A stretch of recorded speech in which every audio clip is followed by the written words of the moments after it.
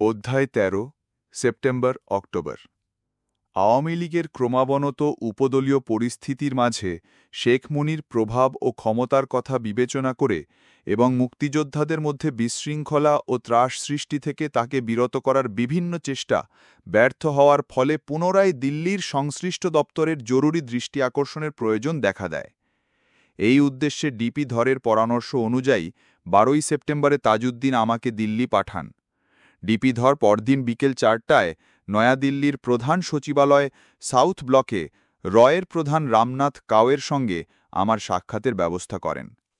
সাম্প্রতিক কিছু অবাঞ্ছিত ঘটনার আলোকে যথাশীঘ্র মুজিব বাহিনীকে বাংলাদেশ সরকারের নিয়ন্ত্রণে আনার পক্ষে আমার বক্তব্য কাও ভাবলেশহীন মৌনতায় শ্রবণ করেন এবং আমার বক্তব্য শেষ হওয়ার পর বিদায় জ্ঞাপনকালে ক্ষণিকের জন্য সে মৌনতা ছিন্ন করেন।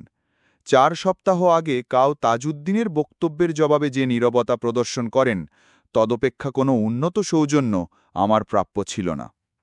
পরদিন সকালে ডিপি ধরকে আমি জানাই যে পূর্ববর্তী অপরাহ্নের সাক্ষাৎকারের পরেও পরিস্থিতির কোনো উন্নতির সম্ভাবনা যেহেতু দৃষ্টিগোচর নয়, সেহেতু প্রতিশ্রুত সর্বোচ্চ মহলের হস্তক্ষেপে মুক্তিযুদ্ধের এই দ্বৈত কমান্ডের অবসান একান্ত অপরিহার্য।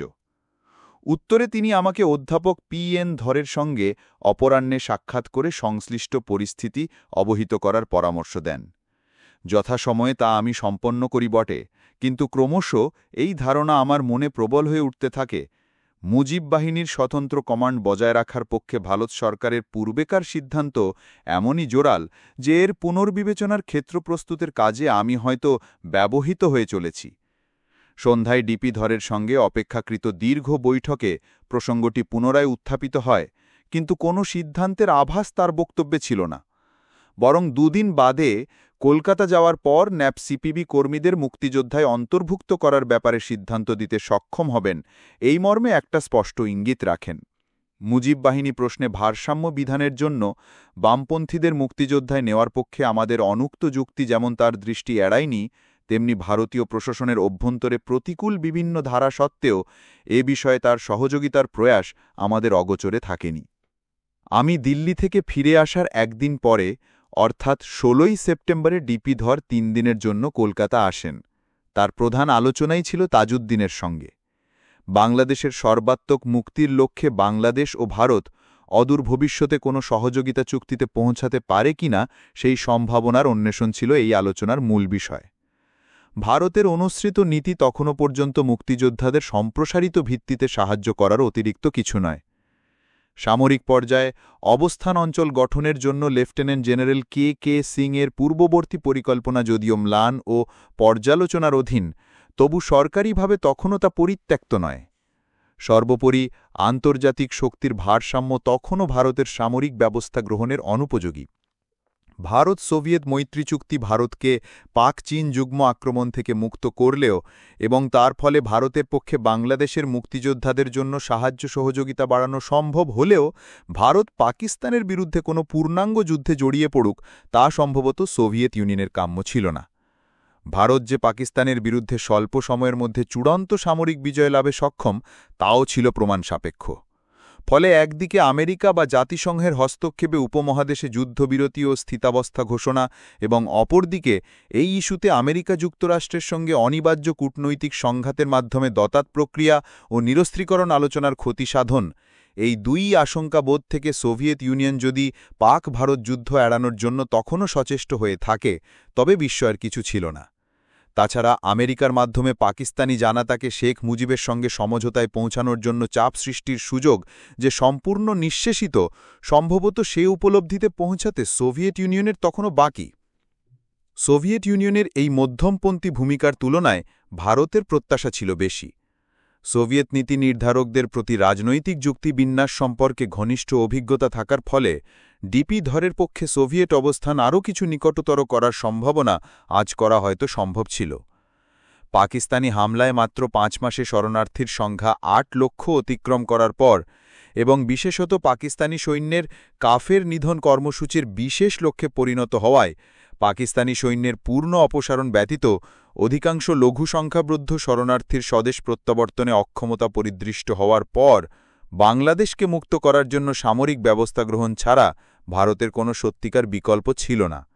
কাজেই সোভিয়েত মনোভাবকে এই প্রশ্নে অনুকূল করার জন্য সর্ব উপায়ে সচেষ্ট হওয়া তাদের জন্য অত্যন্ত সঙ্গত ছিল। কলকাতায় ডিপি ধরের বহুমুখী ব্যস্ততা ও আলাপ আলোচনার মাঝে যে সীমিত বিষয় নিয়ে আমার সঙ্গে তার আলোচনা হয়, সে বিষয়ে রক্ষিত নোটের উদ্ধৃতি সে সময়ের অবস্থা উপলব্ধির পক্ষে সহায়ক হতে পারে। 17 September Met DP at 8:30 AM. Now that a consultative committee has been formed, restrictions against recruiting NAP CPB workers as FF can be waived if the PM Bangladesh gives the clearance, said DP. As I mentioned that such clearance would be readily available, DP wanted to know how many of left workers could be mobilized for recruitment and how fast. Secondly, he wanted the clearance should be communicated to him by Tajuddin himself and if possible by tomorrow before he left Kolkata so that necessary orders could be issued speedily. With regard to the first point, I said that the total number could easily reach between 20,000 and 25,000 and the mobilization could be made at a rate of 5,000 per week. Met Tajuddin at 3:30 PM and told him about the clearance required by DP. He asked for Group Captain Khandokar's opinion since the CINC was out of station. Khandokar supported the move. He offered his transport for its use for contacting NAP camps on western sectors. On my way back to DP, I went to NAP and CPB offices, handed over the jeep and gave necessary advice. Met DP at 5 PM as scheduled. DP said that the recruitment and training would begin immediately, usual 3 weeks training and induction under BD command. But he remained silent about the actual size to be recruited. He proposed another meeting with me next day to discuss other matters. 18 September. Met Tajuddin at 8 AM and briefed him about the developments since previous afternoon. He wanted me to keep the pressure on DP about bringing Mujib Bahini under BD command. Met DP at 5 PM. He showed anxiety at the decline of FF activity. I explained the difficulty of repoliticizing the occupied areas and its consequence on FF activity. He emphasized the need for better coordination in selecting the targets for FF ops and wanted to know if there was any insurmountable difficulty in inducting base workers in a few pre-selected areas for ops. He sounded so ad hoc. On Mujib Bahini, he felt that his PM's intervention would be required as it seemed to be a tricky matter. Awami লীগের আভ্যন্তরীণ পরিস্থিতি বিবেচনা করে এই নতুন recruitment যথাসম্ভব গোপনে চালিয়ে যাওয়া স্থির হয়। এই সিদ্ধান্তের আরও একটি দিক ছিল সবিশেষ লক্ষণীয়।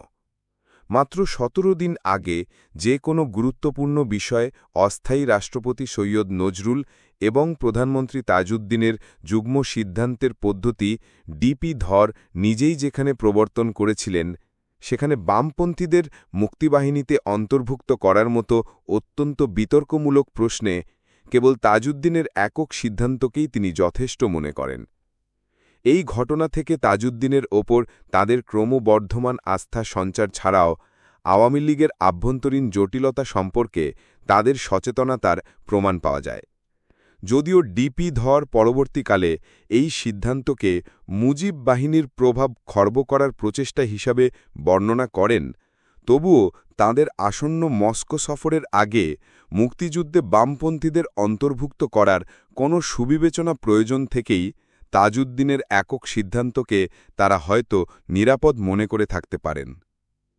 মুক্তিবাহিনীতে বামপন্থীদের অন্তর্ভুক্ত করার ক্ষেত্রে কেবল আওয়ামী লীগের একাংশের নয়, ভারতের দক্ষিণপন্থী মহলের তীব্র বিরূপ প্রতিক্রিয়ার আশঙ্কা কোনো অংশে কম ছিল না। জাতীয় উপদেষ্টা কমিটি গঠন প্রসঙ্গে তাদের অভিমত থেকেও প্রতিক্রিয়ার তীব্রতা আঁচ চলাচলে। তাজউদ্দিন ও ডিপি ধরের সম্মতির ফলে যেদিন বামপন্থীদের রিক্রুট করার সিদ্ধান্ত হয়, ঠিক সেদিনই অর্থাৎ 17 সেপ্টেম্বরে দিল্লির এক সাংবাদিক সম্মেলনে ভারতীয় পার্লামেন্ট সদস্য এবং বাংলাদেশের জন্য জাতীয় সমন্বয় কমিটির আহ্বায়ক অধ্যাপক সমর গুহ জাতীয় উপদেষ্টা কমিটি গঠনের জন্য ডিপি ধর এবং ভারতের পররাষ্ট্র সচিব TN কোলের বিরুদ্ধে অভিযোগ করে বলেন যে সোভিয়েত সাহায্য ও সমর্থন লাভের নামে জোর করে 2 ভারতীয় কর্মকর্তা বাংলাদেশ সরকারের নেতৃত্বে পরিবর্তন ঘটানোর চেষ্টা করেছেন। সেপ্টেম্বরের প্রথম সপ্তাহে বহুদলীয় উপদেষ্টা কমিটি গঠন এবং তৃতীয় সপ্তাহে ন্যাপ সিপিবি কর্মীদের মুক্তিযোদ্ধা হিসাবে গ্রহণ করার সিদ্ধান্তের মধ্যে দিয়ে বাংলাদেশ সংগ্রামের নেতৃত্বে কোনো মৌল পরিবর্তন না ঘটলেও পরিবর্তনের যে সম্ভাবনা সৃষ্টি হয় তা সমভাবেই আওয়ামী লীগের দক্ষিণপন্থী এবং ভারতের দক্ষিণপন্থীদের কাছে আপত্তিকর ছিল। কিন্তু 23শে সেপ্টেম্বরে ডিপি ধরের মস্কো যাত্রাকালে কূটনৈতিক পাথেয় হিসাবে এর মূল্য সম্ভবত কম ছিল না। তার 4 দিন বাদে ইন্দিরা গান্ধী সোভিয়েত নেতৃবৃন্দের সঙ্গে আলাপ আলোচনা করার জন্য মস্কো যান। ইন্দিরা গান্ধীর মস্কো যাত্রার আয়োজন চলাকালীন তাজউদ্দিন বাদে প্রায় সমগ্র বাংলাদেশ নেতৃত্বের দৃষ্টি নিবদ্ধ ছিল জাতিসংঘ সাধারণ পরিষদে বাংলাদেশের প্রতিনিধি দল প্রেরণের বিষয়কে কেন্দ্র করে। সেপ্টেম্বরের তৃতীয় সপ্তাহ পর্যন্ত খোন্দকার মোস্তাকের ধারণা ছিল তিনিই এই প্রতিনিধি দলের নেতৃত্ব করতে চলেছেন। স্টেট ডিপার্টমেন্টের জন আরভিন ভারতের রাষ্ট্রদূতকে প্রবাসী সরকারের একাংশের সঙ্গে গোপন মার্কিন যোগাযোগের বিষয় জানানোর পর খোন্দকার মোস্তাকের আমেরিকা সফরের বিষয়ে যখন নতুন করে চিন্তাভাবনা শুরু হয় তখন 8 সদস্য বিশিষ্ট এক প্রতিনিধি দল 21শে সেপ্টেম্বরে নিউ ইয়র্কের উদ্দেশ্যে রওনা দেন। যুক্তরাষ্ট্রে অবস্থানরত আরও 3 জন প্রতিনিধি এদের সঙ্গে যুক্ত হন এবং বিচারপতি আবু সাইদ চৌধুরী এদের নেতৃত্ব দান করেন। ইতোমধ্যে পাকিস্তান ও আমেরিকার প্রচেষ্টায় মুক্তিযোদ্ধাদের তৎপরতা বন্ধের জন্য জাতিসংঘকে পুনরায় যে ভূমিকায় দাঁড় করানোর চেষ্টা করা হয় তার নেপথ্য সোভিয়েত প্রচেষ্টায় ব্যাহত হয়। সাধারণ পরিষদের নবনির্বাচিত সভাপতি আদম মালিক পাকিস্তান ও ভারতকে দ্বিপাক্ষিক আলোচনা শুরু করায় সম্মত করানোর প্রয়োজন উল্লেখ করে বলেন, জাতিসংঘে এই বিতর্ক ফলপ্রসূ না হওয়াই সম্ভব। পাকিস্তানের পক্ষে মাহমুদ আলীর অভিযোগ এবং ভারতের সমর সেনের জবাব ও পাল্টা অভিযোগ দিয়ে জাতিসংঘে বাংলাদেশ বিষয়ক বিতর্ক শেষ হয়। এই সময় বাংলাদেশ প্রশ্নে গুরুত্বপূর্ণ কূটনৈতিক তৎপরতা শুরু হয় মস্কোতে এবং তার ফলে পরিস্থিতির মৌল উন্নতি ঘটে। 28-29 সেপ্টেম্বরে ইন্দিরা গান্ধীর মস্কো সফরকালে উভয় দেশের নেতৃবৃন্দের আনুষ্ঠানিক বক্তৃতা এবং শীর্ষ বৈঠকের শেষে প্রকাশিত যুক্ত ইস্তেহার থেকে বাংলাদেশ প্রশ্নে সোভিয়েত ভূমিকার স্পষ্ট পরিবর্তন লক্ষ্য করা যায়। যুক্ত ইস্তেহারের মূল অংশে বলা হয়, উপমহাদেশে শান্তি সংরক্ষণের স্বার্থে উদ্ভূত সমস্যার রাজনৈতিক সমাধান অর্জনের লক্ষ্যে পূর্ব বাংলার মানুষের বাসনা, অবিচ্ছেদ্য অধিকার ও আইন অনুযায়ী স্বার্থকে শ্রদ্ধাশীল হয়ে এবং শরণার্থীদের দ্রুতগতিতে নিরাপদে সম্মান ও মর্যাদার পরিবেশে স্বদেশে ফেরত পাঠানোর উদ্দেশ্যে জরুরি ব্যবস্থা নেওয়া প্রয়োজন। যুক্ত ইস্তেহারে আরও বলা হয় যে পরিস্থিতি গুরুতর হয়ে ওঠায় ভারত ও সোভিয়েত উভয় পক্ষ এ ব্যাপারে যোগাযোগ ও মতবিনিময় অব্যাহত রাখবে। এই শেষোক্ত ঘোষণা থেকে ইঙ্গিত পাওয়া যায় ভারত সোভিয়েত মৈত্রী চুক্তিতে বর্ণিত যোগাযোগ ও মতবিনিময় সংক্রান্ত ধারা কার্যকর হবার মতো পরিস্থিতির উদ্ভব হয়েছে বলে উভয় পক্ষ মনে করে। বাংলাদেশের প্রশ্নে সোভিয়েত ভূমিকার পরিবর্তন ঘটে 28শে সেপ্টেম্বরে মস্কো শীর্ষ বৈঠকে ইন্দিরা গান্ধীর সঙ্গে 3 সোভিয়েত নেতা ব্রেজনেভ, পোদগোর্নি এবং কোসিগেনের 6 ঘণ্টাব্যাপী আলোচনার ফলে। এই শীর্ষ বৈঠকের 1.5 বৎসর পর বৈঠকের পঞ্চম অংশগ্রহণকারী ডিপি ধর আমাকে যে বিবরণ দান করেন তদ্রূপ বিবরণ সম্ভবত আজও অন্যত্র প্রকাশিত নয়। এর ঐতিহাসিক মূল্যের কথা বিবেচনা করে এই বিবরণের লিপিবদ্ধ সংক্ষিপ্তসার হুবহু উদ্ধৃত করা হল। Till now, the Soviet side was preoccupied with the need for avoiding war in the subcontinent. In a long, remarkable presentation, Mrs. Gandhi narrated the difficulties with the refugees, Pakistan's intransigence, and India's very limited choice of building up military pressure while keeping the door open for political solution.